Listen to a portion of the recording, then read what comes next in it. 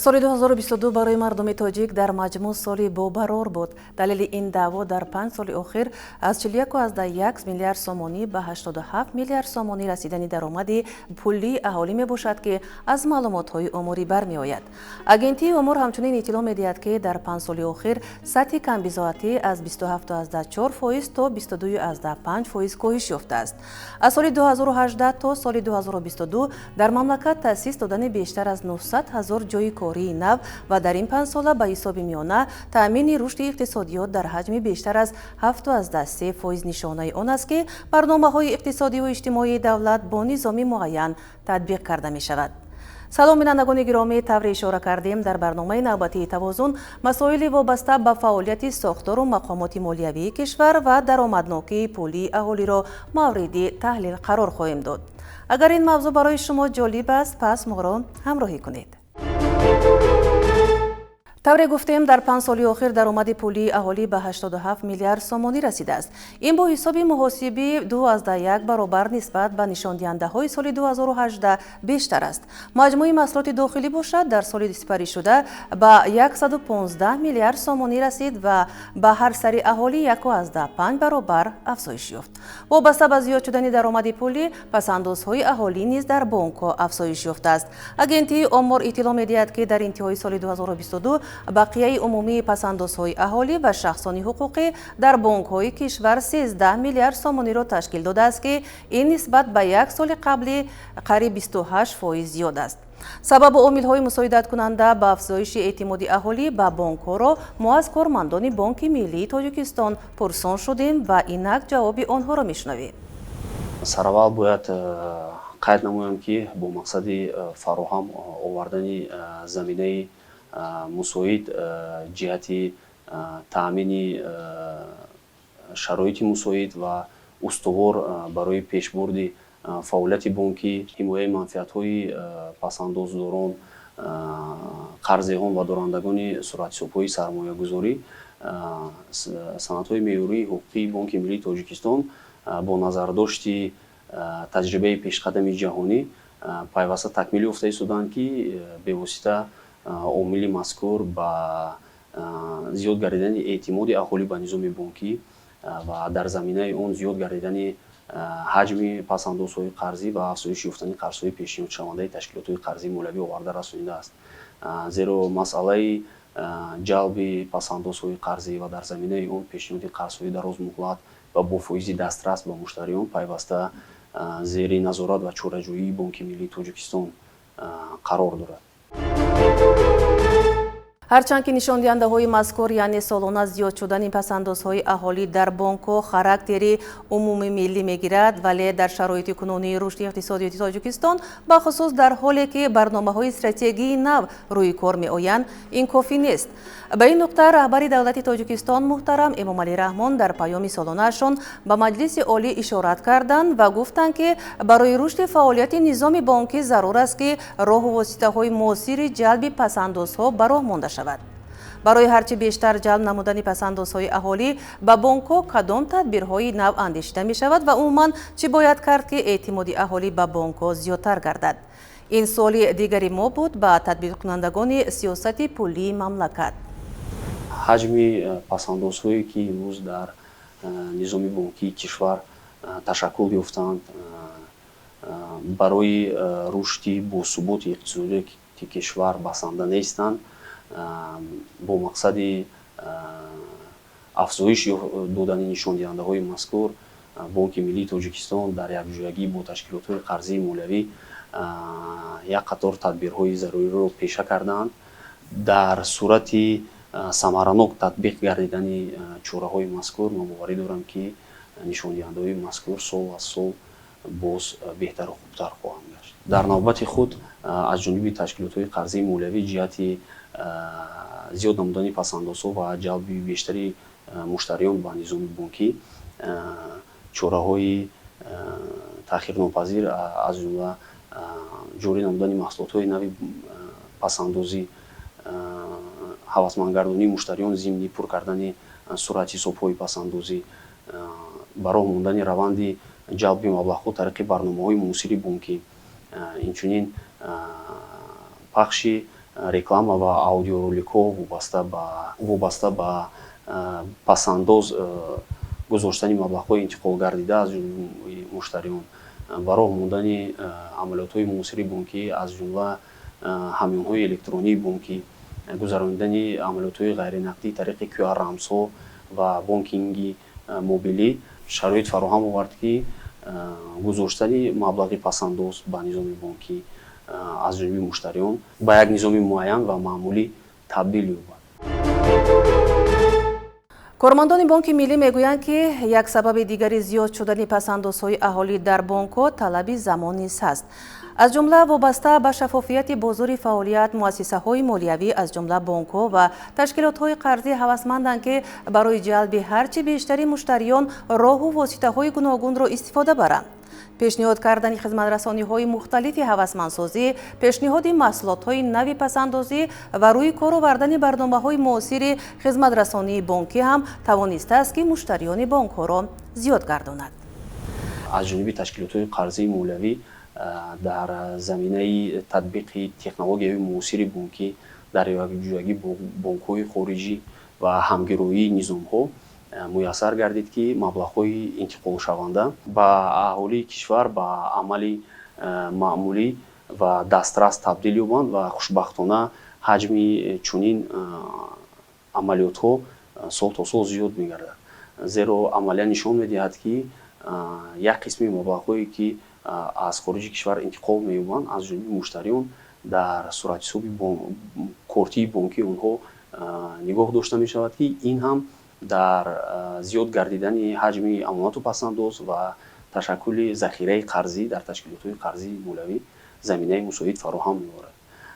дигар ин ки бо қабули қонуни ҷумҳурии Тоҷикистон дар бораи авф бинобар қонунигардонии дороиҳо ва маблағгузории шаҳрвандони ҷумҳурии Тоҷикистон заминаву шароити мусоид ба рӯи ташкилотҳои қарзии ваколатдор ба меён омад, чунки аз 30 августи соли 2021 то охири соли 2022 ҳаҷми умумии маблағҳои қонунигардонидашудаи шаҳрвандони ҷумҳурии Тоҷикистон 2.3 миллиард сомониро ташкил дод ва аз ин 501 миллион сомонӣ ҳамчун пасандозҳои муҳлатнок аз ҷониби ташкилотҳои қарзии ваколатдор авф карда шуданд. ман боварӣ дорам, ки дар оянда низ тадбирҳои болозикр, ки бо гузашти вақт самаранокии худро нишон доданд, аз ҷониби Бонки Миллии Тоҷикистон бо маром идома ва татбиқ хоҳанд гашт ва ин бевосита барои афзоиш ёфтани ҳаҷми пасандозҳои пулӣ, зиёд гардидани эътимоди аҳолӣ ба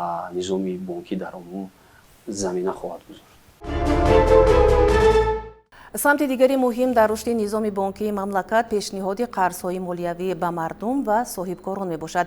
тибқи маълумоте, ки дар паёми солонаи пешвои миллат дарҷ гардидааст, ҳаҷми қарзҳои дар соли 2022 аз ҷониби низоми бонкии кишвар ба аҳолӣ ва соҳибкорон дода шуда 14.1 миллиард сомониро ташкил кард, ки дар муқоиса ба соли 2018 85% зиёд мебошад. дар давоми 5 соли охир бошад ҳаҷми умумии қарзҳои додашуда 55 миллиард сомониро ташкил медиҳад ва 36% он ба соҳибкории истеҳсолӣ рост меояд. аммо таври раҳбари давлат таъкид мекунам, ин нишондиҳандаҳо барои расидан ба ҳадафҳои стратегии мо аз ҷумла саноати кунонӣ бо суръат ҳоло ҳам нокифоя мебошанд.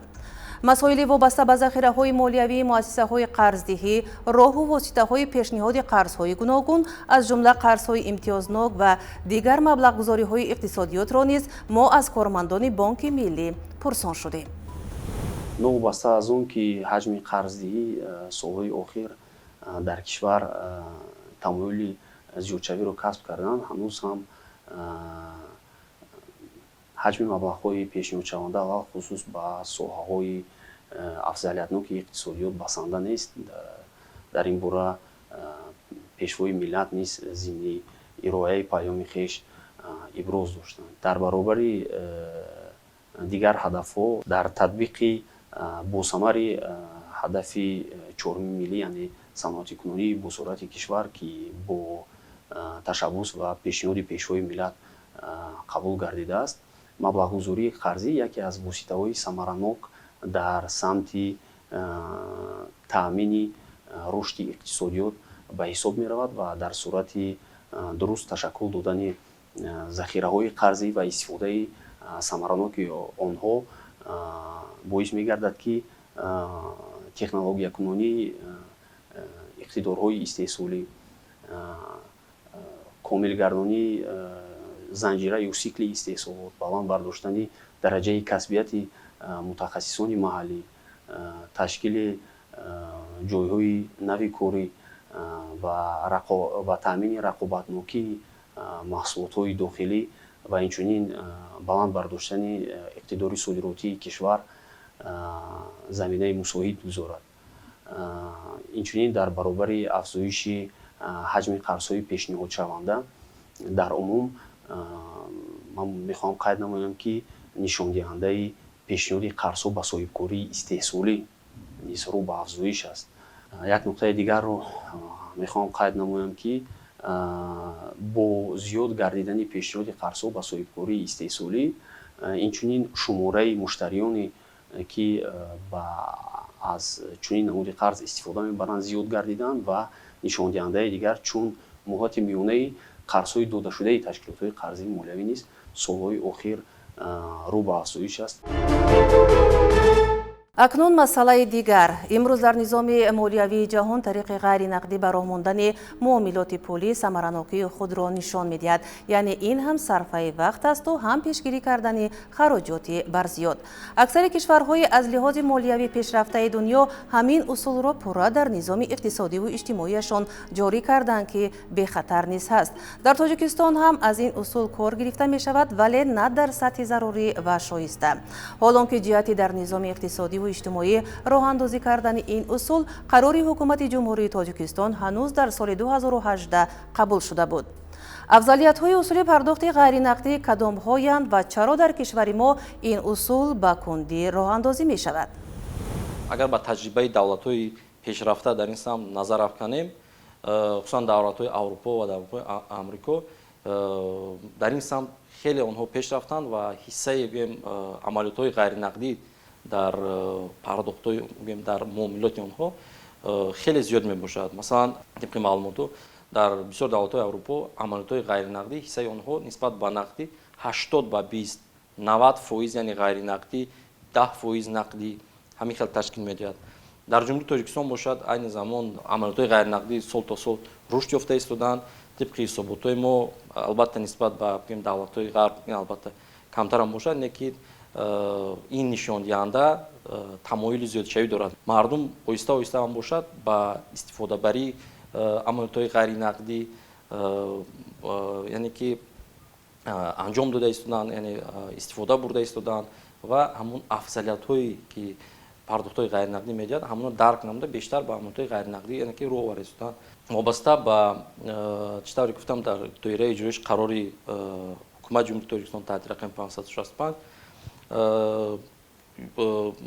як қатор хизматрасони давлатӣ ба таври ғайринақдӣ аллакай ба роҳ монда шудааст, вале таҳлилҳо нишон медиҳанд ки ҳоло ҳам ҳиссаи ҳамон амалиётҳои ғайринақдие ки барои хизматрасониҳои давлатӣ пардохт шуданд дар ҳаҷми умумии амалиётҳои ғайринақдӣ хеле ночиз мебошад.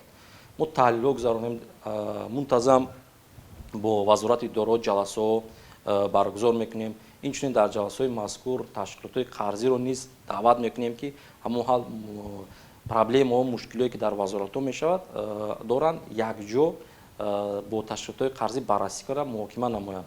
хоб тибқи таҳлилҳои мо яке аз мушкилиҳое ки айни замон дар самти татбиқ намудани ҳамин имконияти ба таври пурра ба таври ғайринақдӣ пардохт намудани хизматрасони давлатӣ ин дар аксар вазорату идораҳо мавҷуд набудани низоми ба ҳисобгирии хизматрасониҳои пулакии давлатӣ ё худ биллинг мегӯянд дар низоми бонкӣ мавҷуд нест. яъне ки ҳамон хизматрасониҳое ки вазоратҳо пешниҳод мекунанд рақамикунонӣ нашудааст. яъне онҳо дар рӯи коғаз ҳастанд, дар рӯи нархномаҳо ҳастанду ба таври нақдӣ пешниҳод карда меояд ки пули онҳо аз аҳолӣ ба таври нақдӣ гирифта мешавад.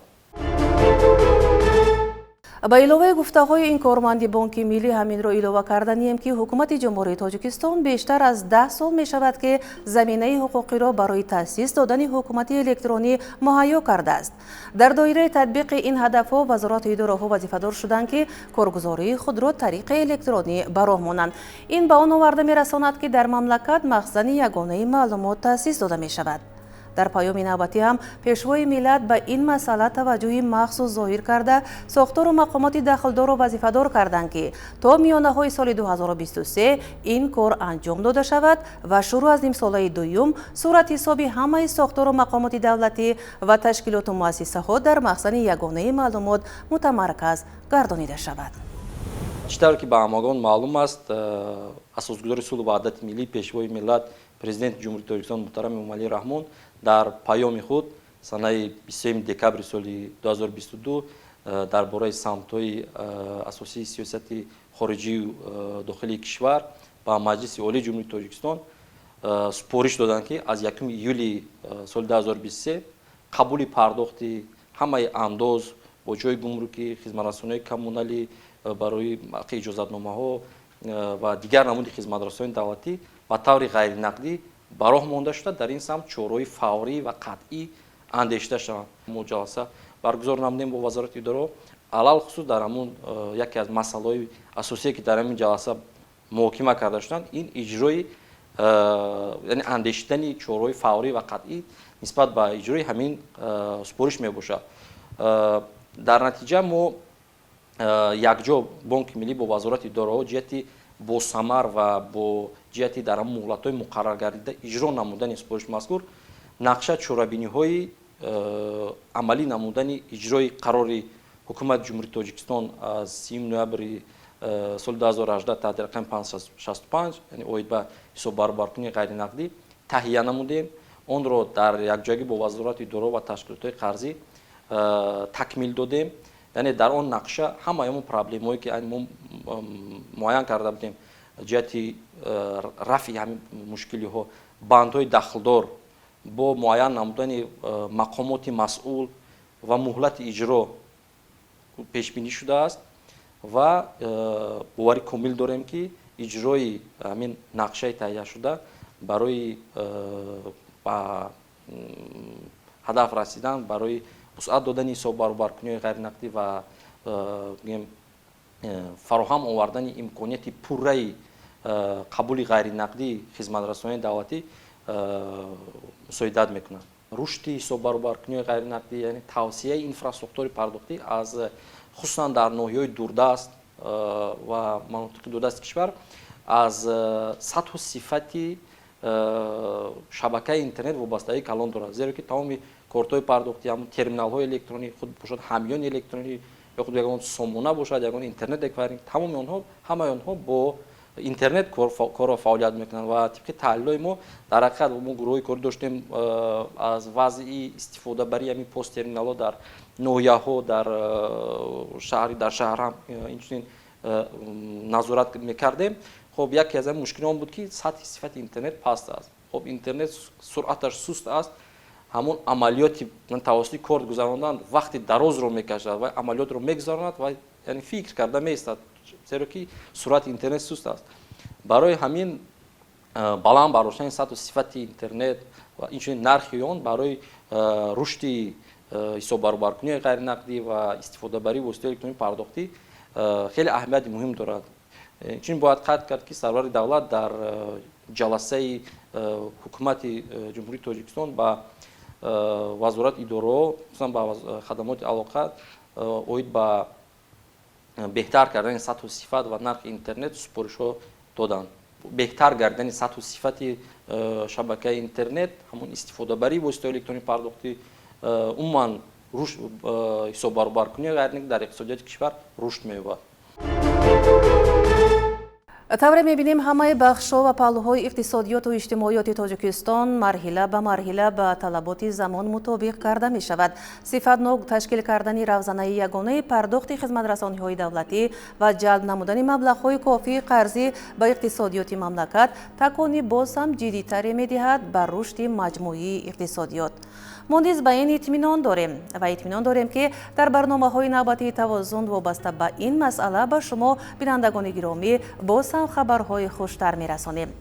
برنامه نوبتی ما در همین جا به پایان رسید. تا دیدارهای بعدی خانه آباد و سربلند باشید.